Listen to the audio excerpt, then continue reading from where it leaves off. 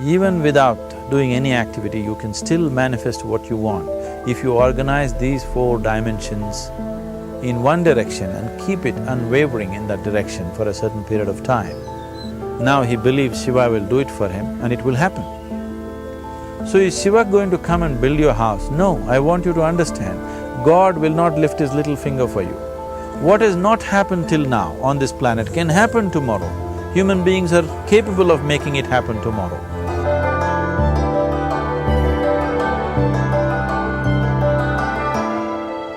Everything we as human beings have created on this planet was essentially first created in our minds. All that you see, which is human work on this planet, first found expression in the mind, then it got manifested in the outside world. The wonderful things that we have done on this planet and the horrible things that we have done on this planet, both have come from the human mind.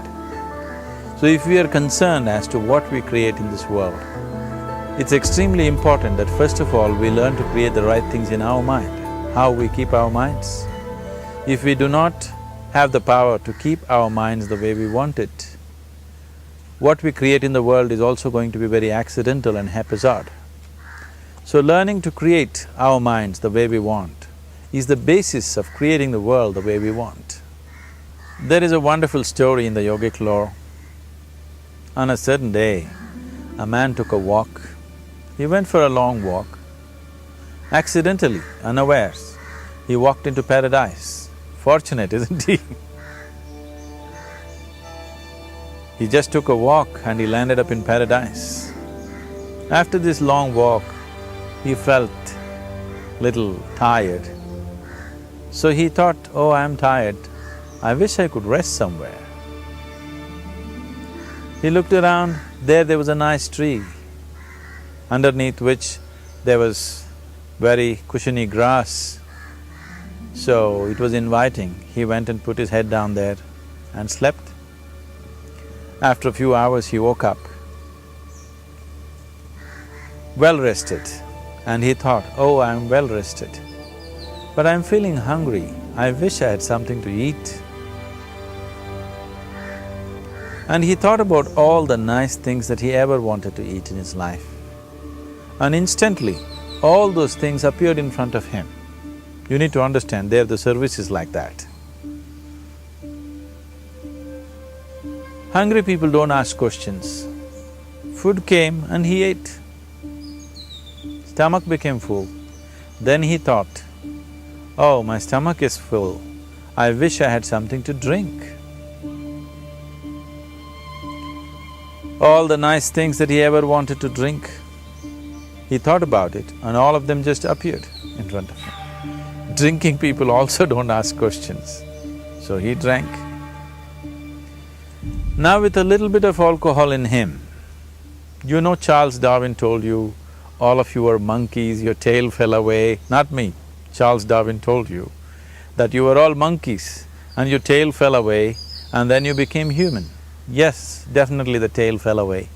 But the monkey, in yoga, we always refer to an unestablished mind as markata, which means a monkey. Why we are referring to the mind as a monkey is, what are the qualities of a monkey? One thing about a monkey is, it's unnecessary movement. And another thing about the monkey is, if I say you're monkeying somebody, what does it mean? Imitation. Monkey and imitation have become synonymous. So these two essential qualities of a monkey are very much the qualities of an unestablished mind. Unnecessary movement, you don't have to learn it from the monkey, you can teach it to the monkey. And imitation is full-time job of the mind. So when these two qualities are on, a mind is referred to as a monkey. So this monkey became active within him.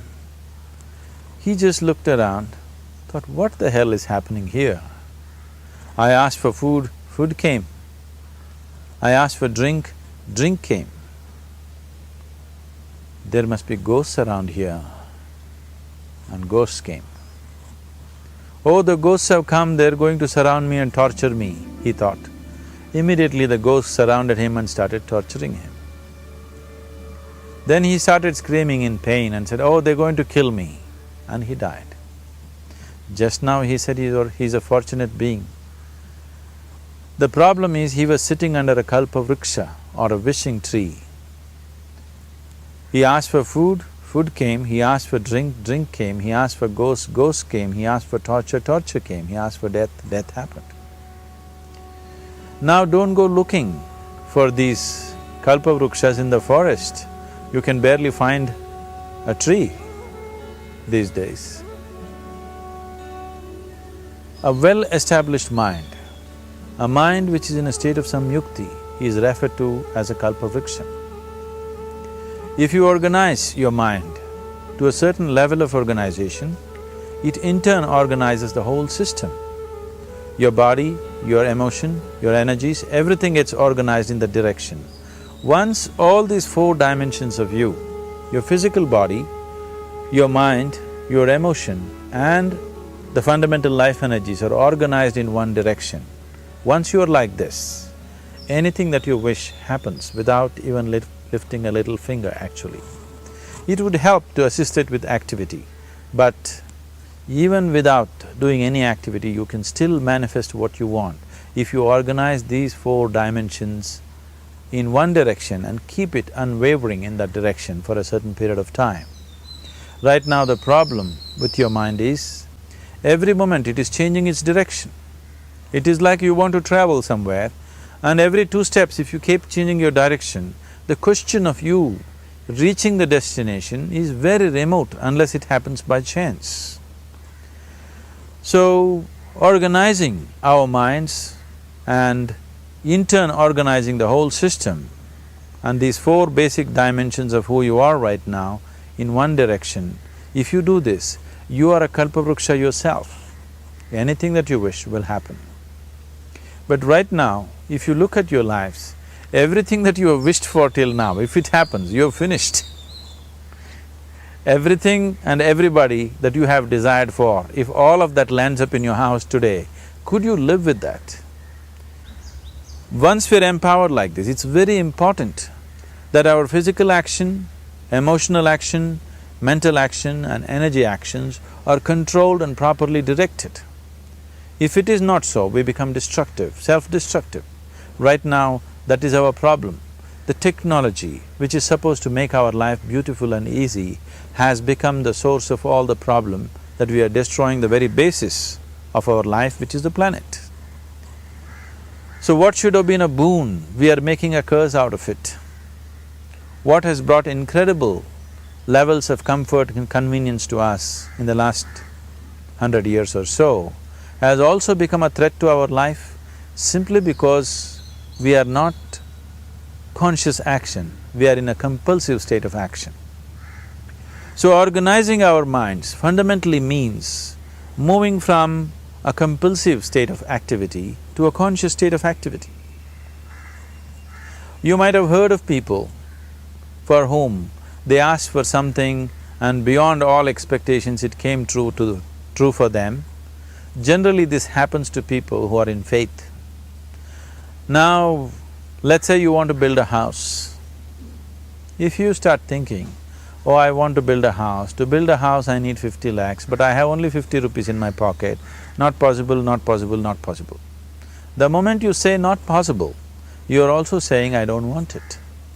So on one level, you're creating a desire that you want something, on another level, you're saying I don't want it. So in this conflict, it may not happen. Someone who has some faith in a god or in a temple or whatever, who is simple-minded, faith works only for those people who are simple-minded. Thinking people, people who are too much thinking, for them it never works. A childlike person who has a simple faith in his god or his temple or whatever, he goes to the temple and says, Shiva, I want a house. I don't know how, you must make it for me. Now in his mind there are no negative thoughts. Will it happen? Will it not happen? Is it possible? Is it not possible? These things are completely removed by this simple act of faith. Now he believes Shiva will do it for him and it will happen. So is Shiva going to come and build your house? No, I want you to understand, God will not lift his little finger for you. What you refer to as God is the source of creation. As a creator, he has done a phenomenal job, there's no question about it. Could you think of a better creation than this? Is it in anybody's imagination to think anything better than what is there right now? So as a creator, he has done his job wonderfully well. But if you want life to happen the way you want it, because right now, the very crux of your happiness and your well-being is this. If at all if you're unhappy, the only and only reason why you're unhappy is life is not happening the way you think it should happen. That's all it is. So if life is not happening the way you think it should happen, you're unhappy. If life happens the way you think it should happen, you are happy. It's as simple as that.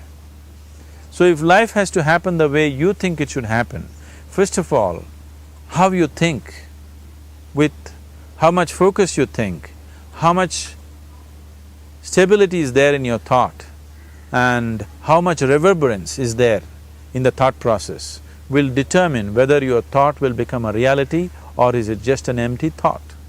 Or how you do not create any impediments for your thought by creating negative thought process. This possible is something possible or not possible, is destroying humanity. What is possible and not possible is not your business, it's nature's business. Your business is just to strive for what you want. Right now you're sitting here, if I ask you two simple questions, I want you to just look at this and answer this. Right now from where you're sitting, can you just fly off? You say no. Right now from where you're sitting, can you get up and walk? You'll say yes. What is the basis of this? Why you say no to flying and yes to walking? Because past experience of life, many times you've gotten up and walked, never did you fly off. Or in other words, you're using the past experience of life as a basis for deciding whether something is possible or not possible. Or in other words, you have decided that what has not happened till now cannot happen in your life in future. This is a disgrace to humanity and the human spirit. What has not happened till now on this planet can happen tomorrow. Human beings are capable of making it happen tomorrow. So what is possible and what is not possible is not your business. That is nature's business. Nature will decide that. You just see what is it that you really want and strive for that. And if your thought is created in a powerful way, without any negativity, without any negative thoughts bringing down the intensity of the thought process, the first and foremost thing is you must be clear what is it that you really want. If you do not know what you want, the question of creating it doesn't arise. If you look at what you really want, what every human being wants is, he wants to live joyfully, he wants to live peacefully. In terms of its relationships, he wants it to be loving and affectionate. Or in other words, all that any human being is seeking for is pleasantness within himself, pleasantness around him. This pleasantness, if it happens in our body, we call this health and pleasure. If it happens in our mind, we call this peace and joy. If it happens in our emotion, we call this love and compassion. If it happens in our energy, we call this blissfulness and ecstasy. This is all that a human being is looking for. Whether he is going to his office to work, he wants to make money, build a career, build a family, he sits in the bar, sits in the temple, he is still looking for the same thing. Pleasantness within, pleasantness around. If this is what we want to create, I think it's time we addressed it directly and commit ourselves to creating it. So you want to create yourself as a peaceful human being, joyful human being, loving human being, a pleasant human being on all levels. And do you also want a world like this? A peaceful world, a loving world, a joyful world? No, I want greenery, I want food. When we say a joyful world, that means everything that you want has happened. So this is all that you're looking for.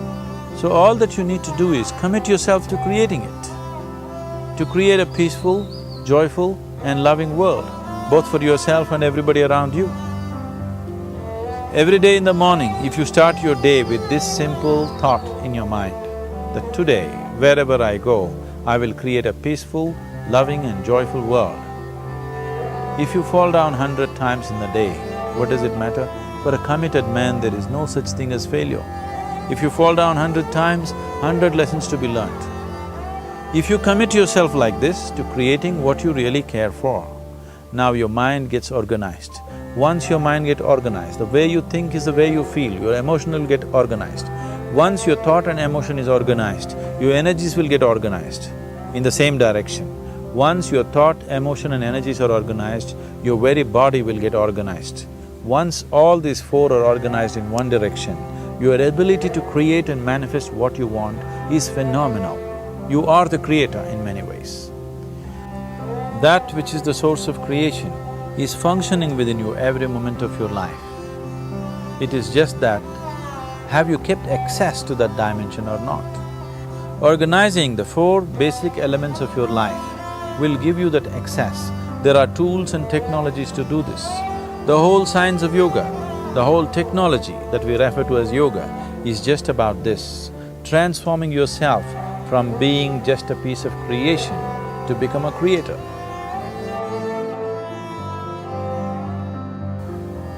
It is my wish and my blessing that every human being in this world should have this access to the source of creation within himself so that he can function here as a creator, not just as a piece of creation.